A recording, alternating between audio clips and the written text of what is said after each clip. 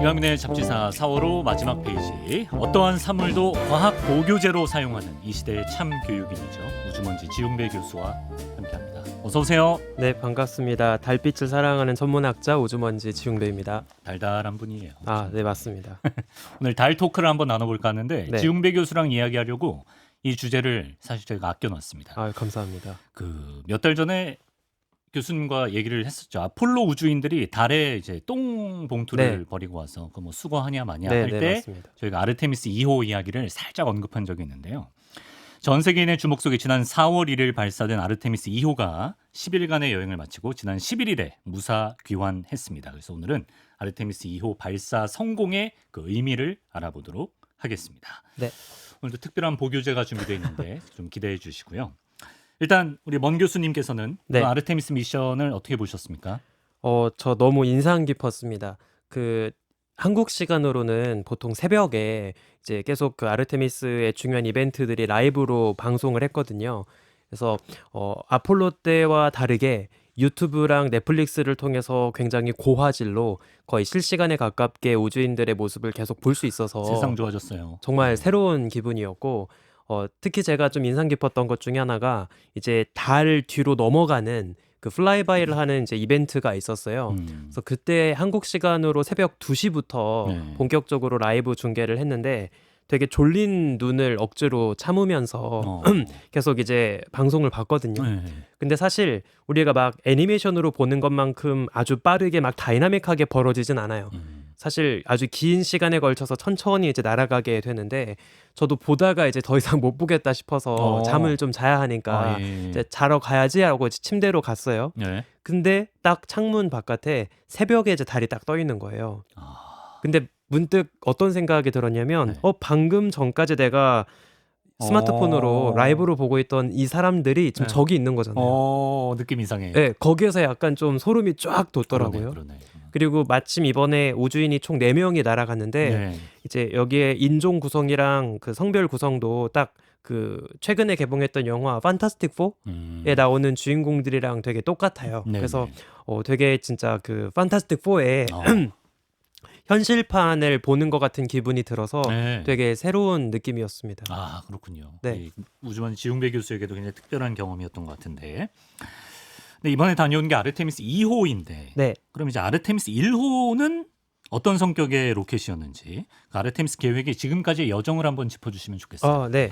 일단 말씀하신 것처럼 아르테미스 2호 이전에 1호가 있었고 1호는 지난 2022년에 발사가 됐어요. 근데 아폴로 미션이 있고 나서 거의 60년 만에 다시 달을 향하는 로켓을 다시 만들고 올라가는 거다 보니까 이 새롭게 만든 로켓의 성능을 미리 체크를 해야 됐어요. 네. 그래서 이번에 새롭게 개발한 로켓이 스페이스 론치 시스템, 그러니까 우주 발사 시스템이라고 하는 SLS 로켓인데 네. 이 로켓의 테스트를 하기 위해서 지난 1차 발사 때는 사람을 태우진 않았습니다. 왜냐면 혹시라도 사고가 날 수도 있으니까. 1차 발사는 2022년에. 네, 맞습니다. 그렇죠? 네. 그래서 그때 당시에는 마네킹에 우주복을 입혀서 마네킹을 4개를 이제 넣어서 보냈고, 그다음에 간단한 뭐 세포 같은 거를 넣어서 네. 이제 여러 가지 생물학적인 그런 테스트도 추가로 진행을 했어요. 하나 조금 재미있는 게 이 아르테미스 1호 때 실어 보냈던 그 마네킹의 이름이 네. 무네킨 캄포스거든요. 무네킹 캄포스. 네, 그래서 앞에 있는 무네킨은 달로 날아간 마네킹이어서 문 마네킹 이런 뜻이고요. 네네. 뒤에 붙어 있는 캄포스는 앞서 이제 아폴로 13호 당시에 중간에 달까지 가다가 산소 탱크가 터지는 사고가 있었거든요. 그래서 그 위험천만한 당시에 우주인들을 무사히 지구로 돌려보내게 해주었던 그 미션 사이언티스트가 있어요. 그래서 그 과학자의 이름을 따서 이제 그 사람을 리스펙하는 차원에서 무네킹 캄포스라고 이름을 지었고, 네. 다행히도 아르테미스 1호 때도 뭐 물론 사람이 타고 있진 않았지만 네. 달까지 비행 돌아서 지구로 무사히 돌아왔었습니다. 그래서 이제 이렇게 로켓을 만들면 되겠다라고 생각을 하고 모의고사를 치른 거죠. 그쵸. 예. 그래서 모의고사를 꽤나 잘 치르고 나서 이번에 드디어 아르테미스 2호에 사람을 태워서 네네. 보낸 거죠. 예. 사실 몇 번 그 발사 직전에 몇 가지 그 기술적인 이슈가 있었어요. 어떤 그래서 네. 원래 예정된 발사 날짜에 바로 보내진 못했고 2번 정도 딜레이가 돼서 이제 지난 4월 1일에 발사가 됐거든요. 예. 이제 중간에 뭐 헬륨 같은 거를 채우다가 이제 노출되고 이런 좀 자잘자잘한 뭐 물론 중요하지만 이런 문제들이 있어서 이제 점검하고 보완하고 하면서 좀 늦어지게 되었어요. 그래서 의도치 않게 만우절에 발사가 뭐 그러게요. 됐죠. 그래서 약간 저것도 거짓말 치는 거 아니야? 나사가 약간, 장난치나? 네, 또 만우절이지 롱뿅 이러고 끝나는 거 아니야? 그래서 저도 약간 좀 불안했는데. 아 진짜로? 네. 예. 그러니까 왜냐면 로켓 발사는 언제든 지연될 수 있는 거니까요. 네. 근데 다행히도 이제 무사히 발사가 되었습니다. 네. 그래서 이번에 특히 아르테미스 2호가 좀 중요했던 게 뭐냐면 네. 그 달 물론 이번에도 달에 착륙하진 않았어요. 이제 달 뒤로 사람을 태우고 무사히 돌려보낸 다음에 또 다다음부터 이제 본격적으로 사람을 내려보낼 예정인데 달에 한 6,500km 거리까지 접근을 해서 꽤나 먼 거리에서 달을 크게 비행 돌아오는 그런 선회 비행을 했고 네. 이제 그렇게 하다 보니까 역사상 지구에서 가장 먼 거리까지 도망갔다가 돌아오는 그러니까 인류 역사상 지구에서 제일 먼 우주까지 포인트 찍고 돌아오는 새로운 역사를 썼습니다. 사람 중에. 맞아요. 그렇죠. 예. 그래서 굉장히 멋진 또 대담한 시도였다고 생각을 해요. 그렇구나. 이게 새 기록이군요. 사실 예. 앞서서 네. 그 아까 중간에 잠깐 가다가 사고가 났다고 했던 아폴로 13호 있잖아요. 원래 이번에 아르테미스 2호가 있기 이전에 아폴로 13호 때가 원래 그 최고로 지구에서 먼 거리까지 갔던 원래 기록이었어요. 그때가 이제 40만 킬로미터 조금 넘게 갔는데 맞습니다. 이번에는 40만 6천 킬로미터 넘게 갔다고 합니다. 네, 조금 더 멀리 근소하게. 간 거죠. 근데 하나 조금 흥미로운 게 아폴로 13호 때는 원래 예정에 없던 여행이었어요. 그러니까 원래는 달에 착륙하는 목적이었거든요. 네네. 그러니까 11호, 12호까지 잘 갔고 13호 때 가다가 사고가 난 거예요. 그래서 달에 착륙을 할 수 없는 상황이 되다 보니까 그러면 달의 중력을 이용해서 크게 유턴을 해가지고 지구로 무사히 돌려보내자라는 게 새로운 목표가 된 거죠. 예. 그래서 그런 와중에 의도치 않게 원래 예정에 없던 지구에서 가장 먼 거리를 찍고 돌아오는 여정에 되어버렸던 거고요. 근데 이번에는 애초부터 예정된 수순을 따라서 더 먼 거리까지 이제 터닝 포인트를 찍고 네. 온 거죠. 예. 근데 아폴로 13호 때보다 이제 달에 접근하기까지 걸린 시간은 이번에 더 걸린 것 같아요, 이번에. 맞습니다. 네. 왜냐하면 그 이번에 사용한 궤적이 조금 목표가 다르다고 볼 수 있는데 예. 일단 아폴로 때는 이번에 하고 있는 아르테미스와 다르게 그냥 다이렉트로 일단 달에 제일 빠르게 가는 게 목적이었어요. 그래서 달까지 갈 때 보통 3일 정도 걸려서 가고요. 그렇게 달에 가서 이제 빠르게 속도를 늦춘 다음에 달의 중력에 오랫동안 붙잡혀서 며칠 동안 달 주변에 빙글빙글 돌고 착륙선은 내리고 또 거기서 이제 일을 하고 돌아와서 또 지구로 돌아오고 이런 방식이었고 지금 아르테미스 1호랑 2호 때까지 하고 있는 방식은 당장 달에 착륙하는 거가 아직은 그 예정돼 있지 않다 보니까 착륙은 다다음에 할 거니까. 네, 맞습니다. 예. 그래서 그냥 달에 한 4일 정도 걸려서 그러니까 앞서서 지구의 중력을 한번 활용해서 삥 돌고 그다음에 이제 달까지 날아가는 이런 방식을 택했어요. 네. 그래서 전체 그 달까지 왔다 갔다 하는데 걸리는 시간만 보면 네. 아르테미스 미션이 조금 더 하루 이틀 정도 더 길게 걸린다고 볼 수 있습니다. 그렇군요. 네. 우주선 이름은 아폴로 때보다 더 직관적이네요. 아르테미스는 달의 여신이니까. 맞습니다. 네. 그 아폴로랑 아르테미스가 그 신화에서 아마 그 남매 관계일 텐데 그렇구나. 쌍둥이 남매인가 그럴 텐데 예. 그래서 아폴로의 그 형제 자매인 아르테미스 이름을 지었던 이유도 다시 아폴로의 정신을 이어받아서 또 다시 우리가 달에 가겠다라고 하는 또 심지어 말씀하신 것처럼 달을 상징하는 신이니까 더 직관적이라고 생각을 하고요. 네. 또 약간 추가적인 의미 부여가 하나 있는 게 네. 이번에는 과거 아폴로 때와 다르게 아무래도 시대가 많이 달라졌다 보니까 여성 우주인도 여기에 또 포함이 되어 있어요. 그래서 크리스티나 코어라고 하는 진짜 베테랑 우주인이 들어가 있거든요. 예. 그래서 이 또 여신이니까 그 여성을 상징하는 의미도 여기에 들어가 있다고 볼 수가 있습니다. 네. 하나 제가 좀 재미있는 걸 하나 말씀을 드리면 좋죠. 그 크리스티나 코흐가 네. 앞서 우주 정거장에서 근무한 경력만 거의 1년 가까이 될 정도로 진짜 베테랑이거든요. 예. 그래서 이번에 그 날아간 4명 중에 크리스티나 코흐가 진짜 베테랑 우주인이고요. 네. 또 함께 날아간 우주인 중에 유일하게 그 캐나다 출신 우주인이 있습니다. 네. 그래서 최초로 미국인이 아닌 그 다른 나라 출신의 우주인도 이제 음. 달까지 갔다 오게 됐는데 네. 제레미라고 하는 우주인이 있거든요. 근데 이 사람은 이번 여행이 첫 우주예요. 그래요? 네. 그러니까 현재까지 공식적으로 우주에 머물다 온 기간이 9일입니다. 네. 그러니까 되게 재미있죠. 그렇죠. 1년 넘게 우주 정거장 근무 경력이 있는 아주 배테랑과 음. 또 이번이 처음 우주인 또 엄청 초보 우주인도 함께 간 그러네. 거예요. 그래서 굉장히 좀 흥미로운 풍경이었다고 생각을 제러미 했습니다. 그분이 또 나중에 베테랑이 되어서 또 맞습니다. 새로운 사람을 데려가야죠. 네. 그 밖에도 뭐 재밌는 순간들이 많았을 것 같은데 소개해 주실 만한 게 있나요?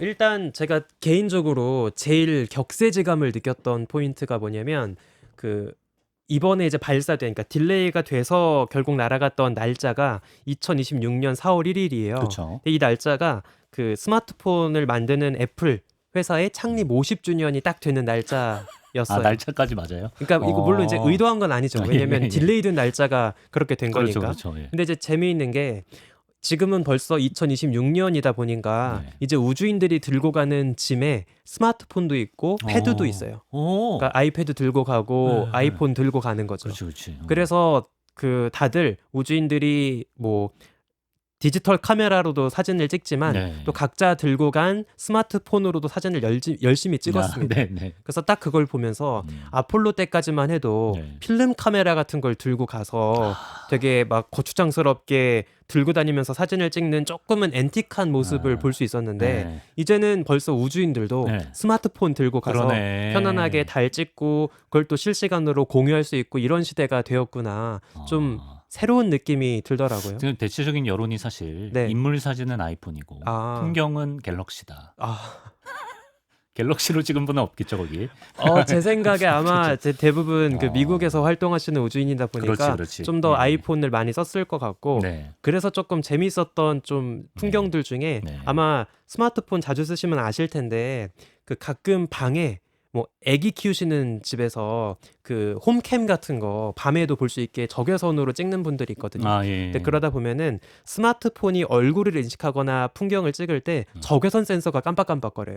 네. 그래서 그 홈캠으로 적외선 촬영으로 찍으면 스마트폰 찍는 장면에서 그런 센서 등이 깜빡깜빡하는 게 찍히거든요. 근데 중간에 우주선 안에 이제 들어있는 그 연령상 카메라로 작동을 하다 보니까 스마트폰 센서가 계속 사방에서 사진 찍다 보니까 그게 이제 초점 잡는 그런 장면들도 약간 찍혔고 또 재밌었던 것 중에 하나가 발사 직후에 네. 그 사령관 우주인이 네. 자기 패드를 켜서 네. 이제 작업을 하려고 딱 비밀번호를 누릅니다. 근데 카메라가 딱 여기 있었어요. 내부 찍는 카메라가. 그래서 3939 누르는 게 비번 유출. 네. 예. 그래서 약간 이제 사람들이 우스갯소리로 나사의 보안이 상당히 취약하다. 네, 그런 좀 재미있는 이야기들도 있었습니다. 이것도 이제 반세기 전엔 상상도 못했던 풍경입니다. 네. 예. 왜 아폴로 미션 이후로 50년 넘는 세월이 걸렸는가에 대해서 많이들 궁금해하실 것 같은데 네. 지난 달편에서도 사실 선생님이 말씀해 주셨지만 못 간 게 아니라 사실 안 간 거에 가깝다 이렇게 봐야 된다고 하셨죠? 네, 그렇게 보는 게 타당합니다. 왜냐하면 아폴로 때를 우리가 한번 비교를 해보면 그때는 일단 너무나 명확한 명분이 있었죠. 지금 우리를 쫓아오고 있는 저 소련보다 먼저 우리가 우주를 개발시키고 적국 머리 위에 인공위성도 쏘아 올려야 하고 하는 어떤 정치적인 그런 공감대가 있었어요. 그러니까 당연히 그때 당시 미국 GDP 전체 예산의 한 0.7%를 아폴로 미션 하나를 굴리는 데다 쏟아 부었습니다. 이게 얼마나 대단한지 생각해 보시면 그러니까 GDP의 1% 가까운 예산을 나사 전체 예산도 아니에요. 나사가 하는 그 중에 하나 아폴로 미션 하나를 위해서 다 쏟아 부었다는 거예요. 그러니까 얼마나 그 재정을 쏟아 부었는지를 생각해 볼 수 있고요. 근데 이렇게 아폴로 11호부터 이제 본격적으로 성공을 하다 보니까 이제 더 이상 프로파간다 그 선전에 그 이제 목맬 필요가 없어지게 된 거죠. 그러면서 대중의 관심도 빠르게 식어갔고 당연히 정책 결정자들의 관심도 식어갔어요.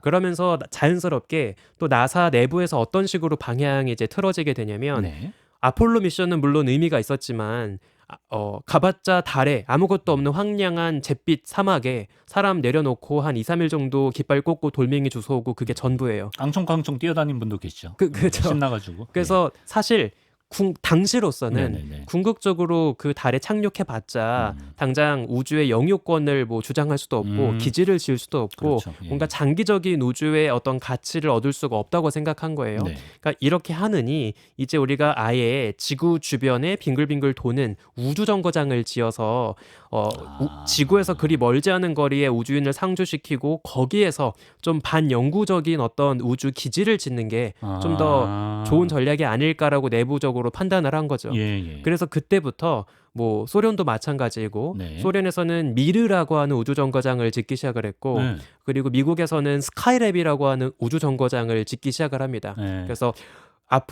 원래 아폴로 미션이 지금은 17호에서 끝나버렸지만 네. 18호, 19호, 20호 정도까지도 원래 예정되어 있었어요. 네네. 근데 그 모든 예정된 후속 미션이 다 예산이 날아갔고 그 예산을 대신 스카이랩 또 후속 우주 정거장 지금 운용되고 있는 국제 우주 정거장을 짓는데 이제 쓰이게 된 거죠. 그러니까 내부적으로 미국의 어떤 정치적인 필요성도 줄어들었고 또 나사의 전략도 방향성이 바뀌었고 네네. 그러면서 이제 한동안 굳이 사람을 달에 보내는 건 당장은 뭐 의미가 없다라고 생각을 해서 이제 이런 식의 변화가 있었다고 보는 게 맞습니다. 네. 근데 지금은 그러면 다시 재개를 한 거는 그건 중국 쪽을 좀 견제하는 것 같기도 하고요. 그죠? 네, 사실은 그게 굉장히 큰 동기가 됐다고 볼 수 있어요. 그러니까 한동안 이제 미국에서 뭐 압도적으로 우주 개발을 했었고 달에도 보내고 또 이제 탐사 로봇들을 화성에도 보내고 하면서 거의 이제 우주는 미국이 주로 탐사하는 이제 그런 시대를 한 반세기 동안 보낸 거죠. 근데 이제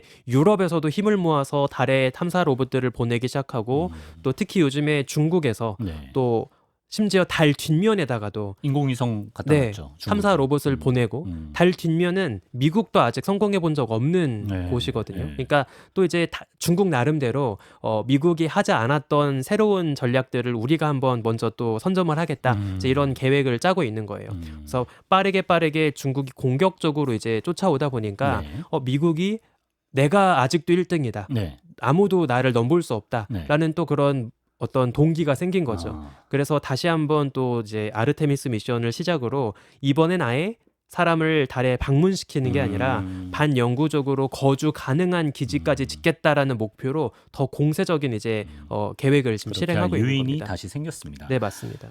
그러면 근데 아무리 반세기 넘게 지났다고 하지만 그때 아폴로 때 하던 게 있을 게 아니에요. 네. 뭐 이렇게 뭐 가령 뭐 기술을 개발하는 뭐 장소라든지 뭐 기기라든지 이런 것들이 노하우는 물론이고 네. 그런 것들을 이번에도 나사는 많이 활용할 수 있었을까요? 사실 굉장히 중요한 질문인데요. 네.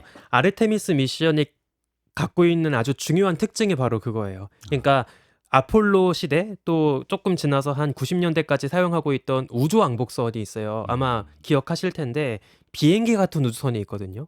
그래서 원래 목적은 그 우주 정거장에서 도킹을 해서 임무를 마치고 우주인들을 태운 그 비행기 같은 우주 비행선, 그 우주 왕복선이 예. 이제 또 지상에 착륙해서 재활용을 하겠다라는 목적으로 원래 한동안 운영했던 우주 왕복선도 있어요. 그래서 아폴로 시대 또 우주 왕복선 시대 이때 사용했던 기술적인 유산이 있거든요. 헤리티지라고 할 수 있는 이런 것들을 그대로 계승해서 이제 이번 아르테미스에 사용한 로켓을 개발합니다. 근데 이게 장점이자 단점이 됐어요. 왜 단점이 될 수 있죠?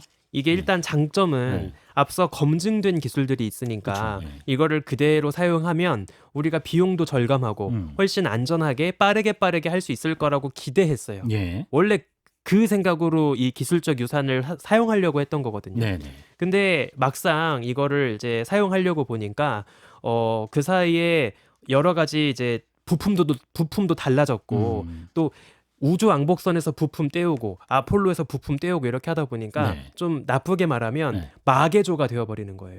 그래요. 네, 그래서 오히려 원래는 비용을 절감하고 시간을 단축할 생각으로 이런 전략을 짰던 건데 막상 하다 보니까 오히려 더 시간이 딜레이되고 비용은 비용대로 들어가고 검증도 하기 어려워지고 그렇군요. 그래서 사실 좀 문제가 많았습니다. 네. 그래서 그 원래는 아르테미스 미션도 진작에 시작했었어야 하는 계획인데 이 스페이스 런치 시스템이 워낙에 좀 애물단지 취급을 한동안 받다 보니까 상당히 좀 딜레이된 측면도 실제로 있습니다. 그렇군요. 네. 앞으로 이제 뭐 3호, 4호 아르테미스도 이제 떠날 텐데 네. 궁극적인 목표는 뭡니까? 결국에 너무 중요한 질문인데요. 그 아르테미스 2호 발사를 앞두고 예. 사실 나사가 공식적으로 계획을 크게 바꿨어요. 아. 네, 그래서 원래는 어떤 계획을 갖고 있었냐면 네. 달 주변에 똑같이 우주 정거장을 또 띄우겠다는 게 원래 계획이었습니다. 그래서 달 주변에 착륙해서 건물을 짓는 게 아니라 일단 달 주변에 또 계속 우주인이 상주할 수 있도록 별도의 우주 정거장을 거기에서 조립하는 거예요. 그럼 그 우주 정거장은 달 궤도 따라 도는 건가요? 맞습니다. 아, 예. 그러니까 현재 지구 주변을 돌고 있는 우주 정거장도 네.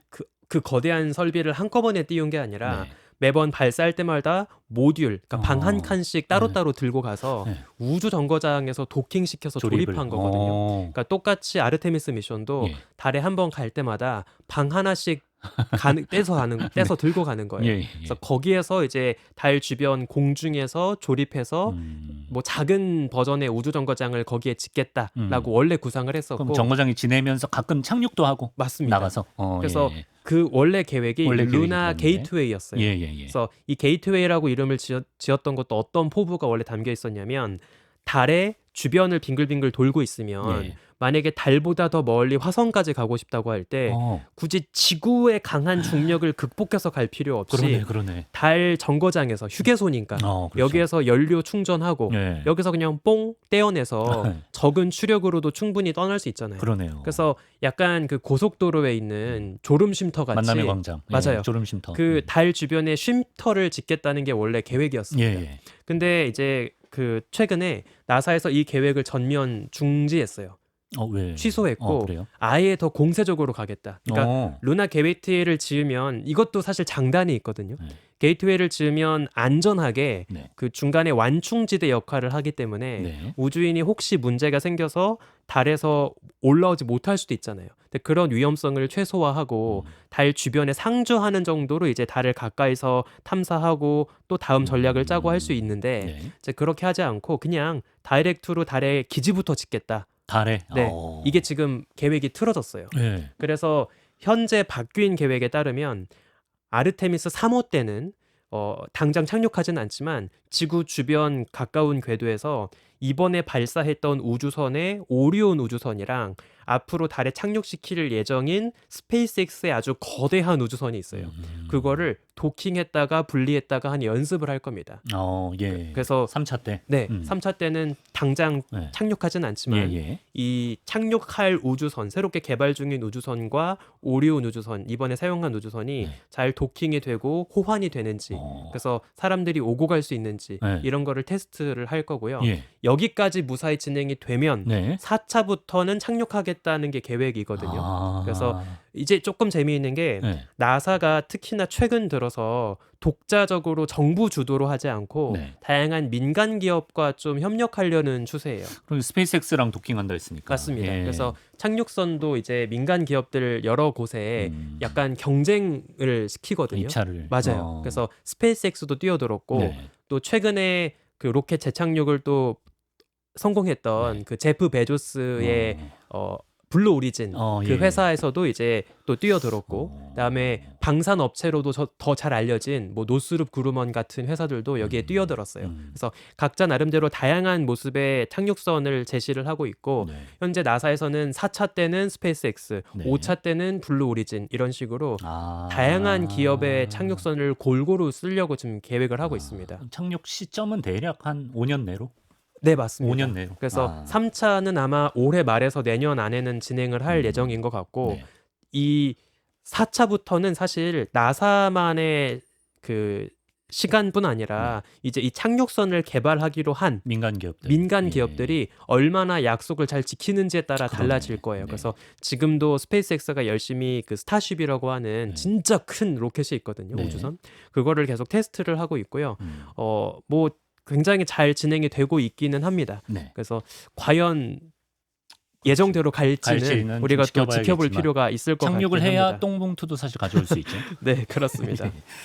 자, 이번에 아르테미스 2호가 50여 년 만에 달 뒷면을 직접 관측했다고 하는데 근데 아르테미스가 궁극적으로는 달의 남극을 목표로 하고 있다라고 합니다. 네, 맞습니다. 왜 하필 남극이죠? 이게 이제 아폴로 미션 때는 사실 잠깐 한 2, 3일 정도 달에서 뛰어놀고 오는 것이었기 때문에 그냥 당장 태양빛을 많이 받고 네. 또 지구와 정면으로 향하고 있어서 교신을 주고받기 유리한, 그래서 딱 지구에서 봤을 때 보름달 한가운데에 놓여 있는 그런 평야로 주로 날아갔거든요. 예. 근데 이번에 아르테미스의 궁극적인 목표는 달에 놀러 가는 게 아니라 달에 눌러 앉아 살겠다는 거잖아요. 그러면 일단 일단 임장 나간 거예요, 임장. 맞아요. 그러니까 포장이사 준비하는 거예요. 예, 예. 그래서 그러면 그 우리가 사람을 장기간 거기에 눌러 앉아 살게 하려면 뭘 준비해야 될까를 생각해 보면 네. 일단 마실 물이 있어야 됩니다. 우리 집 보러 가면 일단 수도꼭지 열어보잖아요. 아, 그렇죠. 그래서 물이 콸콸 나오는지 안 나오는지를 체크를 해야 되는데 네. 그나마 달에서 많은 양의 물을 기대할 수 있는 곳이 남극입니다. 그 달도 되게 재미있는 게 네. 달에 이제 울퉁불퉁하게 크레이터가 막 파여 있잖아요. 네. 근데 달의 남극에 한번 생각해 보시면 지구와 마찬가지로 달의 남극에서는 태양이 거의 그 지면에 누워 있습니다. 네네. 그래서 태양빛이 이렇게 바닥에 이제 나란하게 들어오죠. 그렇겠죠. 근데 달의 남극에 이렇게 크레이터가 파여 있으면 네. 이 크레이터의 깊은 내부는 어. 태양빛이 1년 내내 거의 들어오지 않아요. 그러니까 영구적인 그림자진 지역이 나오는 거죠. 네. 그래서 굉장히 거의 섭씨로 한 마이너스 100도 이하까지 떨어지는 얼음 지형이네요. 정말 추운 네. 지역이고 네. 가끔씩 달로 이제 해성이랑 소행성이 떨어지면서 걔네가 품고 있던 물들이 거기에 공급이 되거든요. 근데 태양빛을 잘 받는 지역은 금방금방 날아가 버리지만 네. 크레이터의 깊은 그림자진 지역은 그냥 네. 꽝꽝 얼어 있는 거예요. 그래서 물 확보해야 되는구나. 그쵸. 거기에서 이제 물을 뽑아내서 얼음을 녹여서 네. 마실 물도 쓸 수 있고 또 그 달에서 살고 있던 우주인들이 원할 때마다 지구로 오려면 연료도 필요하잖아요. 예. 근데 물은 H2O이기 때문에 예. 물을 분해하면 H, 메테인 같은 연료에 들어가는 수소를 뽑아낼 수도 있고 또 로켓을 태우려면 산화제가 필요해요. 예. 산소가 필요한 거죠. 예. 그럼 또 H2O에서 떼어낸 산소도 쓸 수 있고 그래서 이 물이 굉장히 중요합니다. 그러네요, 진짜. 그래서 물이 상당히 많을 거라고 기대하는 이 달의 남극에 가서 거기 뭐 세클턴 크레이터, 에이트켄 분지 이제 이런 좀 유력한 노른자 땅들이 있거든요. 네. 그래서 여기에 이제 가려고 지금 계획을 하고 있습니다. 기지를 그쪽에 짓는다. 맞습니다. 그렇군요. 물이 진짜 중요하네요. 자, 그럼 지금부터는 아르테미스 2호가 이번에 가져온 결과물들을 우주먼지 교수님과 함께 감상해 보도록 하겠습니다. 어떤 장면들이 포착됐는지 사진을 저희가 띄워드리면 소개를 해주시면 좋겠어요. 네. 지구 모습이군요. 네. 지구가 참 예쁘다는 생각을 이번에 새삼 또 했습니다. 예. 진짜 저도 진짜 지구처럼 생긴 행성은 더 없는 것 같아요. 진짜 압도적으로 희한하게 생겼어요. 예전에 탱탱볼 문방구에서 저런 거 많이 팔았는데. 예. 저 지구가 이제 지구를 막 떠나면서 그 우주선의 창문 너머로 이제 지구를 찍은 사진인데 네. 저거는 이제 그 아까 말씀드린 베테랑 크리스티나 코흐라고 하는 우주인이 이제 창문 너머로 또 지구를 바라보면서 찍은 인상적인 풍경입니다. 네. 근데 이제 저 지구 사진이 처음 공개됐을 때 약간 재밌는 이야기가 돌았어요. 어떤 이야기가? 그러니까 이제 아폴로 미션 때도 저렇게 지구를 찍었고 한 50년 전에 또 이번 아르테미스 미션 때 또 지구를 찍었어요. 네. 근데 이제 두 지구 사진을 비교하면서 약간 보니까 네. 지구의 색감이 달라진 거예요. 색감이 달라졌는데 근데 저기 사막처럼 보이는 데는 뭐예요? 지금 네. 저 사진 속에서 네. 지금 지구의 어디를 찍고 있냐면 네. 저 사막이 아프리카 북부. 실제 사막 지형인 거예요? 그리고 진짜 잘 보인다. 그 위쪽 그 아래쪽에 또 살짝 보시면 예. 약간 바다가 있고 예. 볼록하게 왼쪽 아래에 예. 또 대륙이 하나 이어져 있거든요. 예. 저기가 이제 스페인 쪽입니다.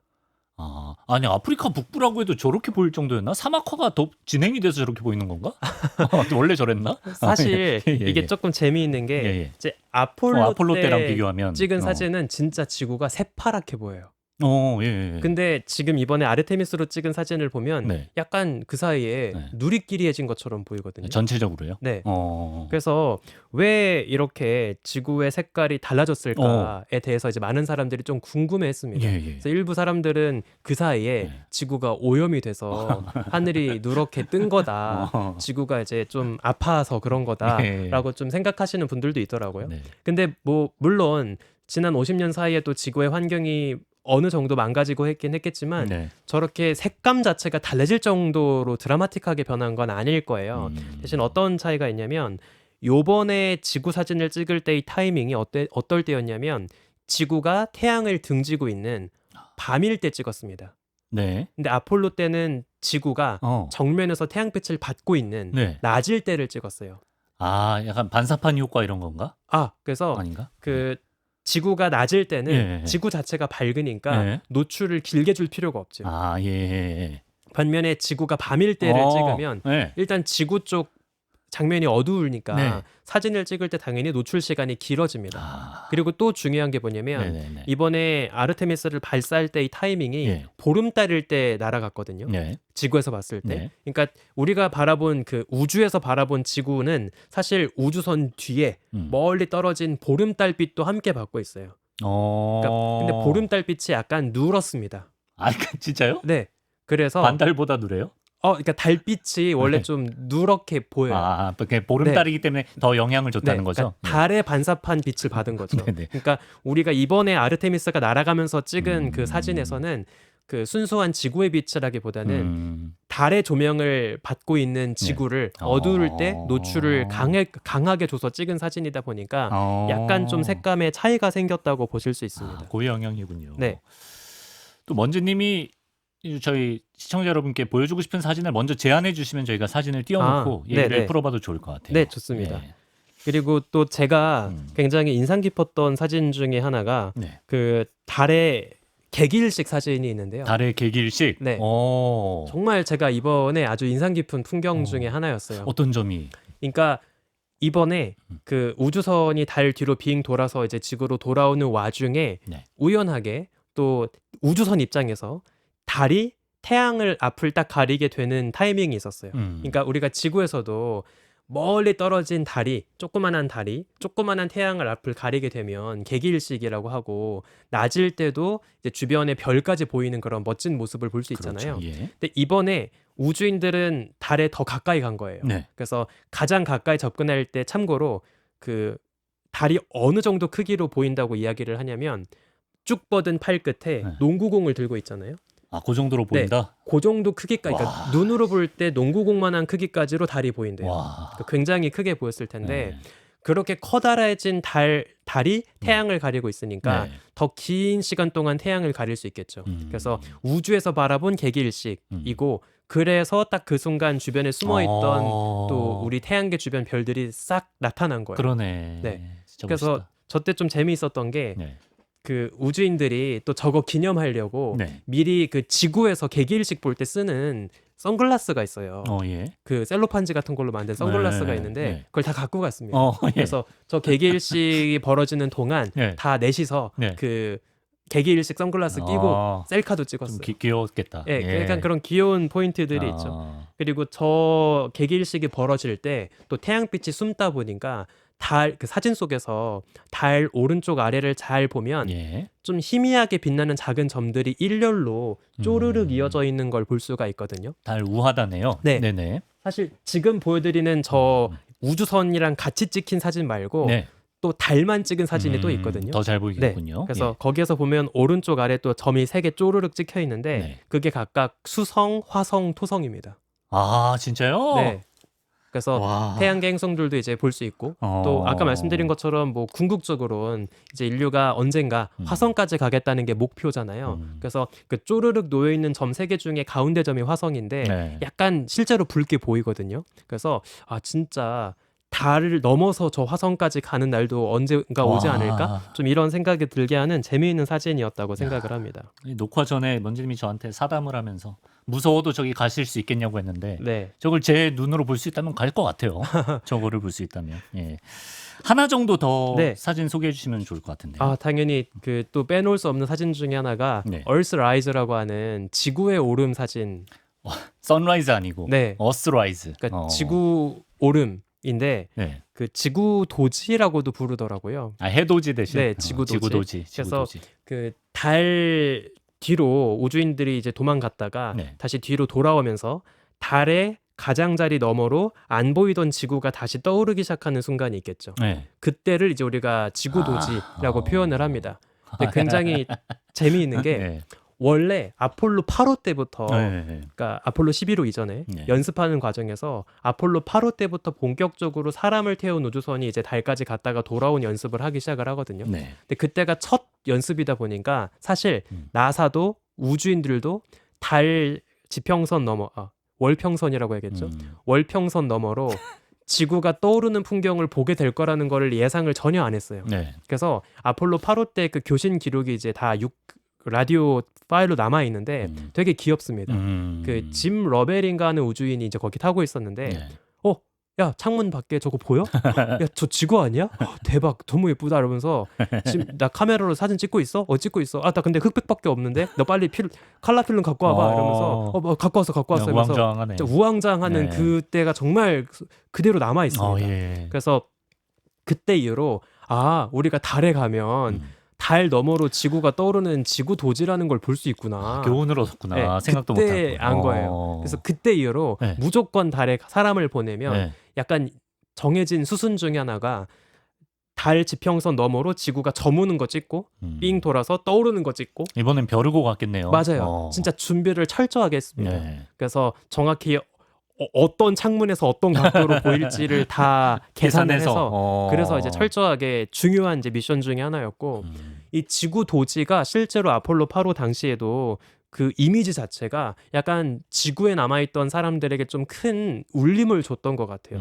우리가 살고 있는 세계가 정말 저렇게 작고 하찮고 되게 연약한 세계구나라는 걸 좀 보여준 아주 뜻깊은 사진이었죠. 창백한 푸른 점 2.0이네요. 그렇죠. 그렇게 볼 수 있습니다. 예. 아르테미스 2호 발사 과정과 관련해서 사실 이 대본에는 되게 어려운 말들이 잔뜩 써 있는데요. 네네. 오늘 또 보교재를 하나 준비해 오셨잖아요. 네, 사실 늘 그렇듯 최대한 쉽고 이해할 네. 수 있게 알겠습니다. 소개를 해주시면 좋겠습니다. 일단 제가 원래는 이 방송 때문에 네. 밤새서 또 그 스페이스 런치 시스템 로켓 레고를 또 제가 미리 만들었는데 예. 막상 갖고 올라가니까 너무 커서 이게 차에 싣고 오다가 부러질 것 같더라고요. 그래서 조심하세요. 제가 대신 그 예전에 저희 그 베이글 빵으로 좋죠. 블랙홀 설명한 것처럼 그건 잡지사 역대 명장면이었다고 생각합니다. 그래서 이번에도 한번 빵으로 노력을 해보겠습니다. 좋습니다. 그래서 좀 허접하지만 여기 좋아요. 네. 잘 보입니다. 여기 이렇게 아르테미스에서 발사한 네. 스페이스 런치 시스템을 한번 빵과 커피로 묘사를 했습니다. 예, 저희 광고 받은 거 아닙니다. 저 커피. 네. 예. 광고는 아닙니다.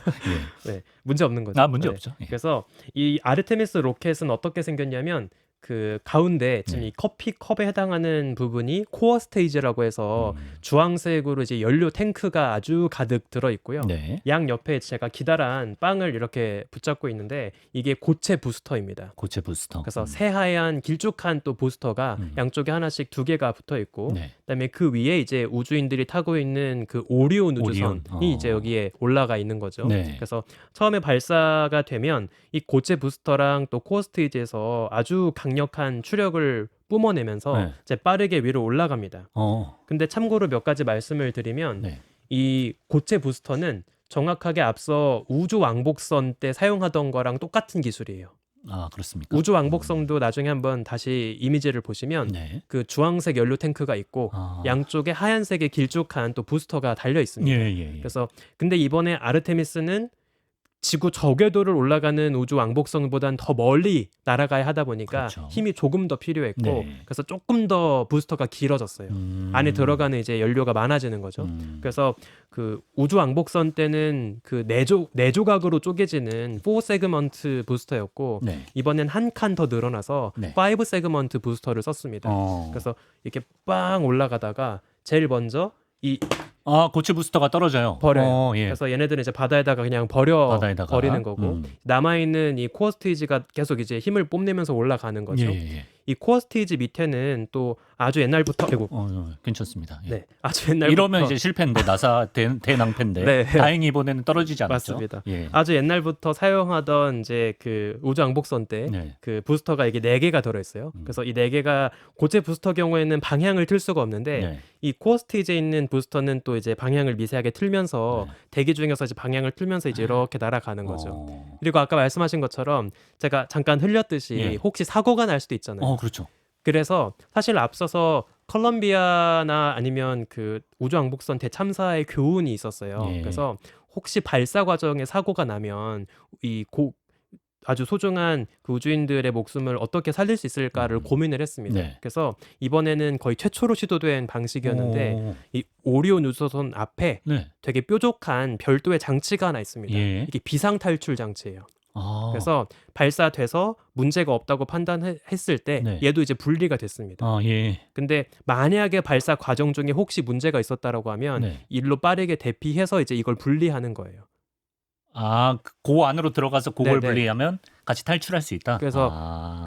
이게 이제 벗겨지면 어. 우주선이 그대로 뛰쳐나와서 이제 살 수 있는 거죠. 아, 예. 근데 다행히 이제 발사 과정에는 아. 문제가 없었으니까 네네네. 이제 분리돼서 이제 그대로 쭉 날아가는 거죠.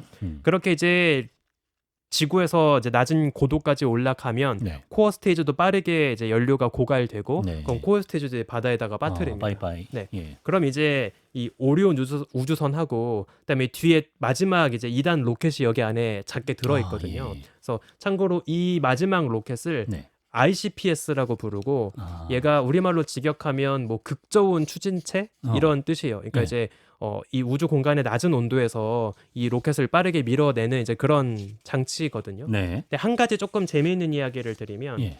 이번에 아르테미스 미션에서 사용한 이 2단 로켓은 그 부스터가 하나가 달려 있습니다. 엔진이 하나가 달려 있어요. 네. 근데 원래 똑같은 엔진을 4개 붙여놓은 더 강력한 로켓도 있거든요. 네. 원래는 그걸 쓸까 하기도 했습니다. 네. 근데 그걸 쓰면 장점이 뭐냐면 네. 처음부터 오리온 우주선을 빠르게 밀어내다 보니까 지구에서 멀리 벗어나서 훨씬 동그랗게 원 궤도를 빙글빙글 도는 궤도를 올릴 수가 있거든요. 네. 근데 원 궤도의 장점이 뭐냐면 네. 지구에서 계속 같은 거리에 떨어져서 머물게 되다 보니까 언제나 우주선의 속도가 얼추 비슷해요. 그렇겠죠. 그러면 우리가 원할 때마다 네. 그냥 아무 때나 속도를 높여서 목표 지점까지 가는데 유리한 거죠. 그렇겠네요. 근데 이번에는 좀 비용적으로 또 일정적으로 이제 문제가 좀 있었기 때문에 그런 강력한 로켓을 바로 쓰지는 못했고 엔진을 4개까지 쓸 수 있었는데 네. 하나만 썼다. 하나만 쓴 조금 작은 버전의 로켓을 썼습니다. 네. 그래서 이제 부수적으로 생긴 새로운 변화가 뭐였냐면 네. 지구에서 멀리까지 벗어나는 큰 원형 궤도를 돌지 못하고 대신 지구에서 이제 크게 찌그러진 타원 궤도를 도는 방식으로 먼저 떠났어요. 예. 그래서 타원 궤도를 빙 돌면서 네. 조금씩 속도를 높여서 달까지 가는 어. 이런 방식을 이제 택하게 된 거고 네. 그래서 아폴로 때보다 더 하루 이틀 정도 시간이 길어지게 된 것도 있어요. 그러네요. 또 이렇게 되다 보니까 네. 또 부수적으로 생긴 재미있는 문제가 있는데 네. 그 제 주먹을 지구라고 하면 지구에서 출발해서 예. 여기서 이제 길게 찌그러진 타원 궤도를 이렇게 그리는 거거든요. 그렇죠. 예. 근데 로켓을 발사한 캘리포니아가 네. 지구에서 북반구에 있습니다. 그렇죠. 네, 그래서 북반구에서 발사한 로켓이 예. 지구를 정중앙에 두고 타원 궤도를 크게 찌그러진 채로 돌다 보니까 네. 약간 그러니까 지구에 가까운 포인트를 지나갈 땐 지구 적도보다 북쪽을 지나가고 지구에서 먼 포인트를 지나갈 땐 적도보다 남쪽을 지나게 돼요. 예. 그래서 근데 이렇게 궤도를 크게 찌그러진 채로 돌다가 네.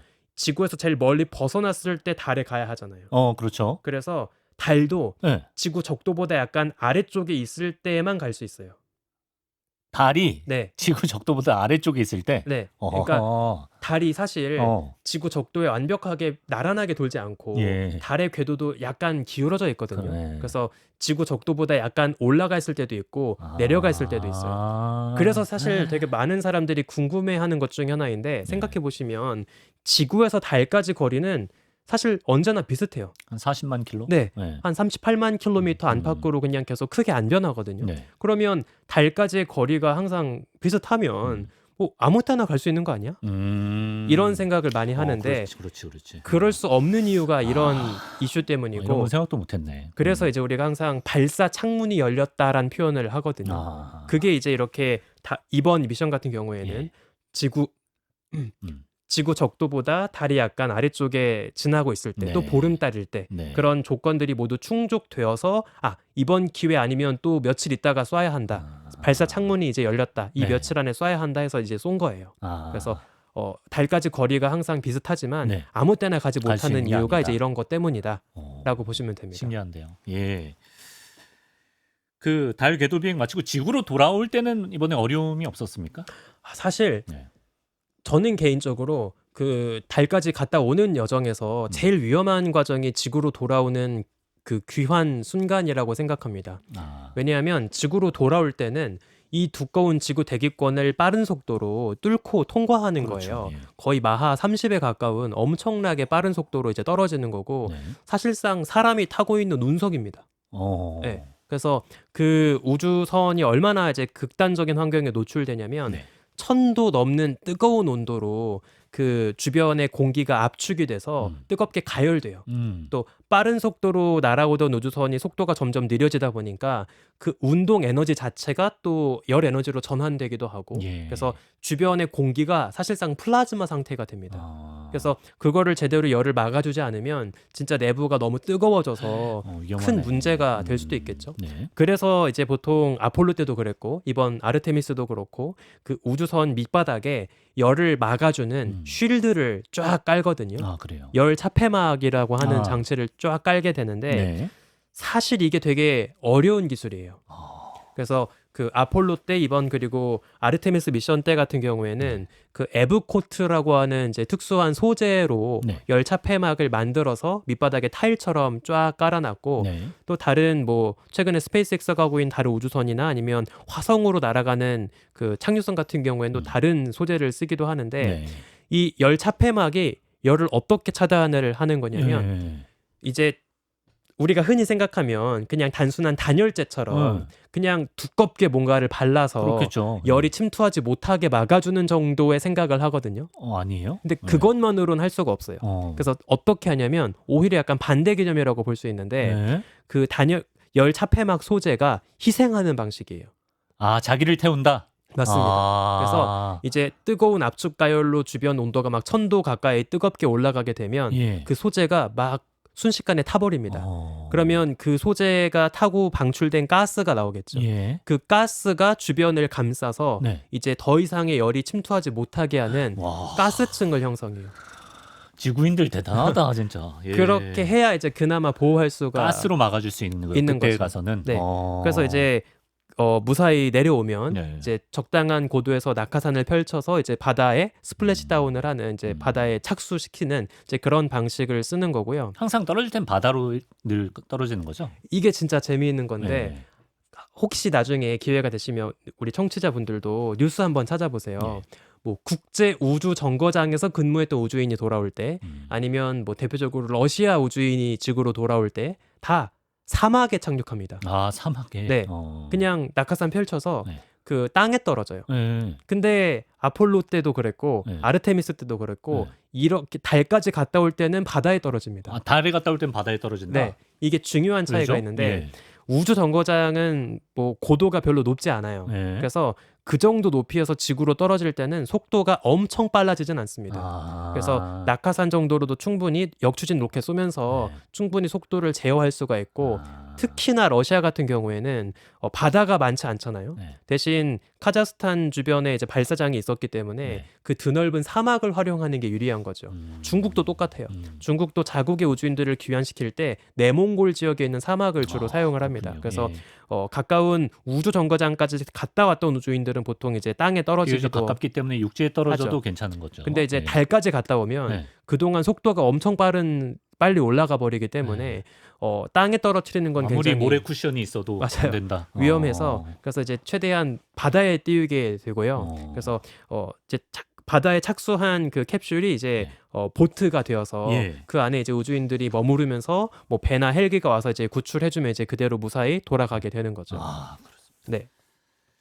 야, 그게 얼마나 엄청난 기술들이 들어갔겠습니까? 이걸 이렇게 쉽게 또 이렇게 설명해 주시는 게 먼 교수님의 힘인 것 같은데요. 마치면서 뭐 소개해 주고 싶은 이야기나 아니면 뭐 소감이나 한 말씀 듣고 마치겠습니다.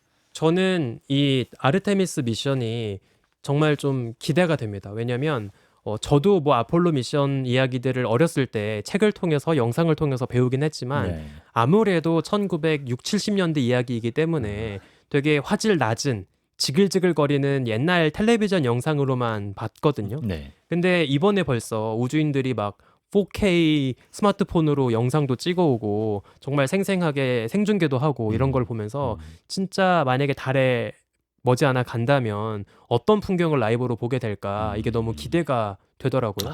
그래서 제가 그 라이브를 딱 보다가 새벽 하늘에 떠 있던 달을 보고 저기 사람이 있지라는 생각을 하면서 놀라워했듯이 정말 앞으로 한 10년, 20년 안에는 매일매일 하늘에 떠 있는 달을 보면 네. 저기엔 몇 명 정도는 사람이 있는 시대가 될 거라고 생각이 들어요. 더 이상 토끼가 설 자리는 없습니다. 그렇죠. 예, 그렇죠. 진짜 사람이 사니까. 그래서 이제 고개를 딱 들어 올려서 달을 딱 볼 때마다 네.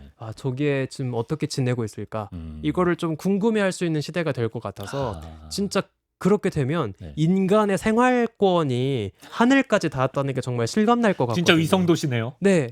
진짜 위성 도시네. 진짜 자연 위성 도시가 예, 예. 되는 거죠. 와. 그래서 그런 미래를 살게 될 우리의 모습이 너무나 궁금하다. 음. 이렇게 이야기를 해보고 싶어요.